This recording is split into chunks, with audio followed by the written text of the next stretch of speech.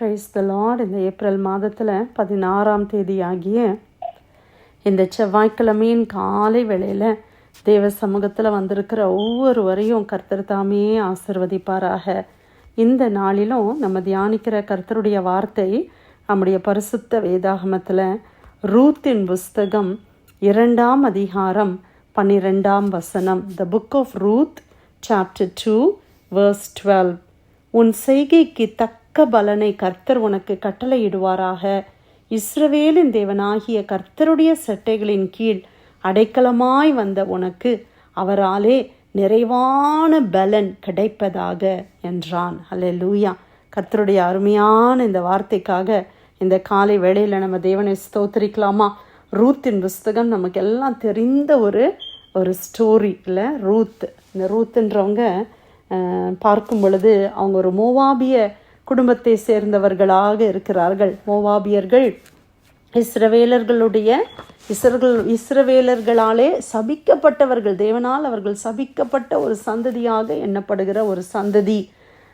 அப்படிப்பட்ட மோவாபிய சந்ததியில் வந்த இந்த ரூத் ஒரு விசேஷித்த தன்மையை அவளிடத்துல நம்மளால் பார்க்க முடிகிறது. அல்லேலூயா.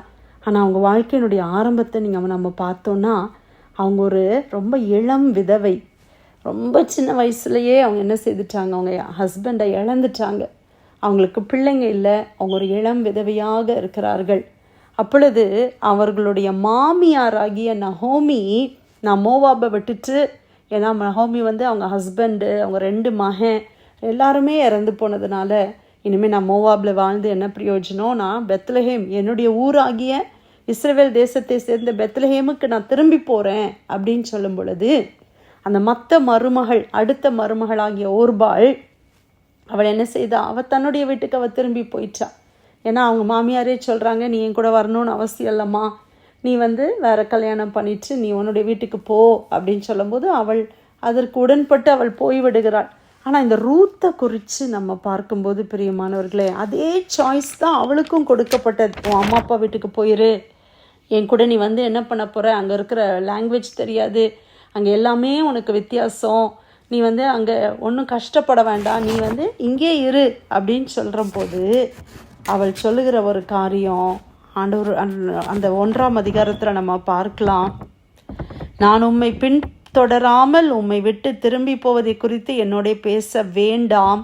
நீர் போகும் இடத்திற்கு நானும் வருவேன், நீர் தங்கும் இடத்திலே நானும் தங்குவேன். உம்முடைய ஜனம் என்னுடைய ஜனம், உம்முடைய தேவன் என்னுடைய தேவன். நீர் மரணமடையும் இடத்தில் நானும் மரணம் அடைந்து அங்கே அடக்கம் பண்ணப்படுவேன். மரணமே அல்லாமல் வேறொன்றும் உம்மை விட்டு என்னை பிரித்தால் கர்த்தர் அதற்கு சரியாகவும் அதற்கு அதிகமாகவும் எனக்கு செய்ய கடவர்.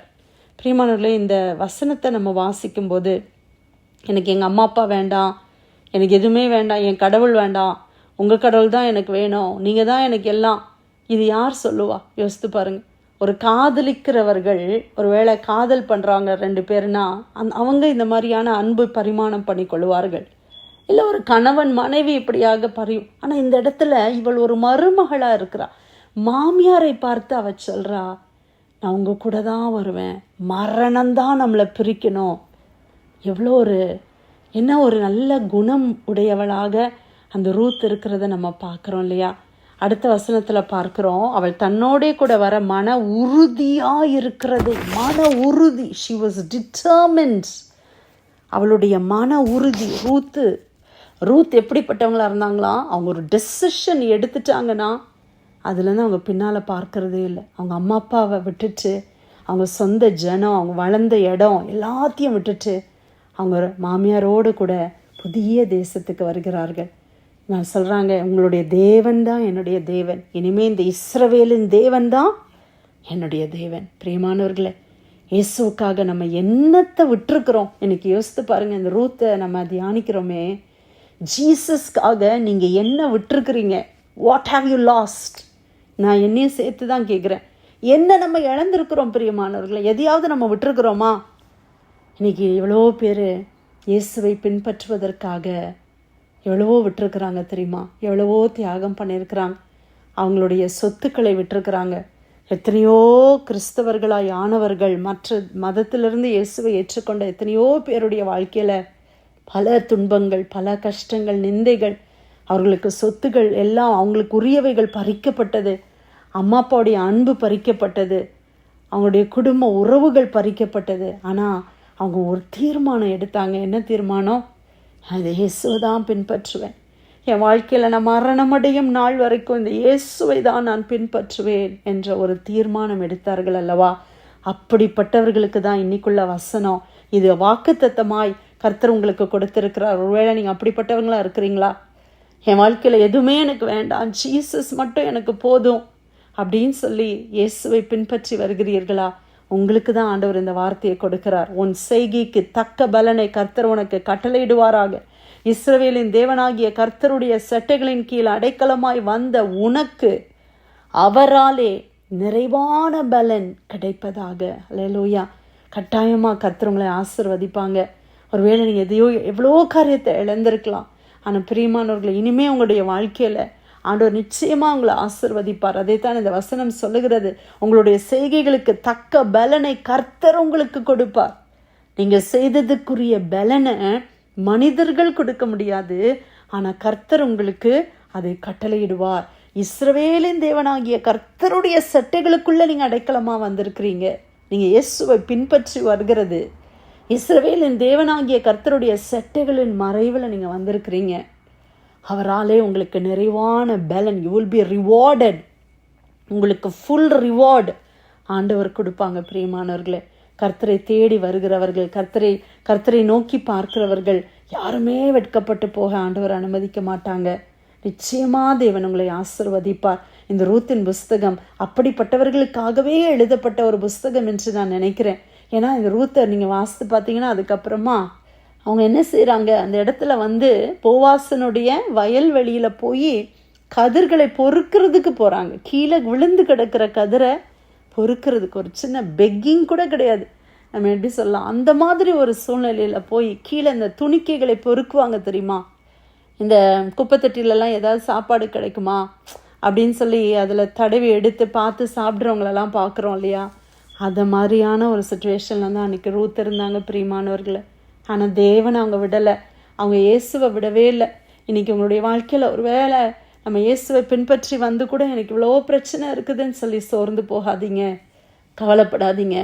கட்டாயமாய் கர்த்தர் உங்களுக்கு பலன் கொடுப்பார். நீங்கள் ஜீவனுள்ள தேவனை பின்பற்றி வந்திருக்கிறீர்கள். அதற்குரிய நிறைவான பலன் ஆண்டவரால் உங்களுக்கு உண்டாகும். இன்னைக்கு ஒரு வேளை உங்களுடைய சூழ்நிலை கடினமாக இருக்கலாம், கஷ்டமாக இருக்கலாம், நெருக்கமான பாதையாக இருக்கலாம். ஆனால் ரூத்தை நீங்கள் வாசித்து பார்த்தீங்கன்னா அதுக்கப்புறமா அப்படியே கர்த்தர் அவங்களை ஆசீர்வதிக்கிற விதத்தை நம்ம பார்க்கும்போது ஆச்சரியமாய் கர்த்தர் அவர்களை நடத்தினார். அதிசயமாக அவங்களுக்கு ஒன்றுமே தெரியாது பிரியமானவர்களே. இஸ்ரவேல் தேசத்து இந்த பெத்லஹேம் ஊரில் எது எங்கே இருக்குன்னே தெரியாது. ஆனால் மாமியார் வந்த உடனே அவங்களுக்கு பசிக்குமே, ஏதாவது சாப்பிடணுமே, எங்களுக்கு யார் சாப்பாடு கொடுப்பா அப்படின்னு சொல்லி உடனே அவள் என்ன செய்கிறா, வேலைக்கு போக ஆரம்பிக்கிறாள். ஆனால் அவள் கடந்து போன முதல் வயல் நிலமே போவாஸுடைய வயல் என்று சொல்லி பார்க்கிறோம். அவருடைய கண்களில் தயவு கிடைக்கிறது. உடனே அவர் அவளை ஏற்றுக்கொள்கிறத நம்ம பார்க்கிறோம். கடைசியில் அந்த வயலுக்கே அவள் முதலாளியாய் மாறுகிறத பார்க்கிறோம். அந்த போவாஸை திருமணம் செய்து அவள் பெற்ற குமாரன் மூலமாக தாவீதின் வம்சம் அதில் இயேசு கிறிஸ்து பிறக்கிறத நம்ம பார்க்குறோம். அப்போ எவ்வளோ ஆசீர்வாதம் பார்த்தீங்களா? ஆனால் அவளுடைய ஸ்டார்டிங் எப்படி இருந்துச்சு? கடினமான ஒரு ஸ்டார்டிங். இயேசுவை நம்ம பின்பற்றி வரும்போது சில நேரத்தில் நம்ம நினைக்கிறோம் உடனே ஒரு ஆசீர்வாதம் வந்துடும், ஒரு பிரேக் த்ரூ வந்துடும். இல்லை, அப்படி வர்றதில்லை. நிறைய நேரங்கள் அப்படி கிடைப்பதில்லை. கடினமாக இருக்குது பாதை. ஆனால் அந்த பாதையில் நீங்கள் மன உறுதியாக இருப்பீர்களே ஆனால், இயேசுவை பின்பற்றுகிறதுல நீங்கள் மன உறுதியாக இருந்தால் நிச்சயமாக ஆண்டவர் உங்களை விசாலத்தில் கொண்டு வருவார். ஆண்டவர் உங்களை ஆசீர்வாதமாய் வைப்பார். நீங்கள் ஆசீர்வதிக்கிறது மட்டும் இல்லை, நீங்கள் ஒரு ஆசீர்வாதமான பாத்திரமாக நீங்கள் மாற முடியும். அன்றைக்கி ரூத் மூலமாக ஜீசஸ் வெளிப்பட்டாங்க இல்லையா? அதே மாதிரி உங்கள் மூலமாகவும் கிறிஸ்துவும் வெளிப்பட முடியும். உங்களுடைய ப்ரெசன்ஸ் மூலமாக, உங்களுடைய ஊழியத்தின் மூலமாக ஆண்டவர் வெளிப்பட முடியும். அல்லேலூயா. உங்கள் மூலமாக அநேகர் உற்சாகத்தில் எழும்ப முடியும். விசுவாசத்தில் பின்தங்கினவர்கள் உங்களுடைய சாட்சிகளை கேட்டு விசுவாசத்தில் நம்ம எழுப்ப முடியும். பிரியமானவர்களே, அப்படியாய் கர்த்தர் உங்களை யூஸ் பண்ணுவார். அவருடைய சட்டைகளுக்குள்ளே வந்திருக்கிறீங்க. ஏதோ ஒரு பர்டிகுலர் பர்சனுடைய ஹெல்ப் இல்லை, இது தேவனுடைய சட்டைக்குள்ளே நீங்கள் வந்திருக்கிறீங்க. அவரால் நிறைவான பலன் உங்களுக்கு நிச்சயமாய் உண்டாகும். ஹல்லேலூயா. ஆண்டவர் இந்த நாளில் கொடுத்த அருமையான ஒரு வாக்குத்தத்தம். ரூத் 2:12 இந்த வசனத்துக்காய் கர்த்தரை ஸ்தோத்திரிக்கலாமா. நம்ம எவ்வளோ சோர்வோட இருந்திருக்கலாம், ஆனால் இந்த வசனத்தை நம்ம தியானிக்கிற வேளையிலேயே நமக்கு ஒரு புது பலன் வருகிறது இல்லையா? சரீரத்துலேயும் ஒரு பலன், ஆவியில் பலன், ஆத்துமாவில் பலன். நான் உங்கள் சூழ்நிலை எப்படி இருந்தாலும் கர்த்தரை மட்டும் விட்டுறாதீங்க.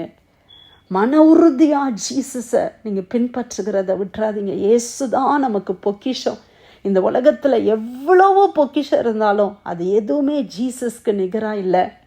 இயேசுவை நம்ம உறுதியாய் பற்றி கொள்ளும் பொழுது, இயேசுனுடைய அப்படியே அவருடைய அந்த சட்டைகளுக்குள்ள, ஆண்டவரே நீங்கள் தான் ஆண்டவரே எனக்கு எல்லாம், எனக்கு நீங்கள் தான் எல்லாம் அப்படின்னு வர்றீங்க பார்த்தீங்களா?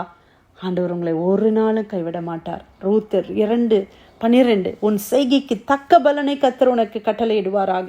இஸ்ரவேலின் தேவனாகிய கர்த்தருடைய சட்டைகளின் கீழ் அடைக்கலமாய் வந்த உனக்கு அவராலே நிறைவான பலன் கிடைப்பதாக என்றான். கர்த்தர் கொடுத்த வார்த்தைக்கு நன்றி செலுத்தி யாராவது ஜெபிக்கலாமா?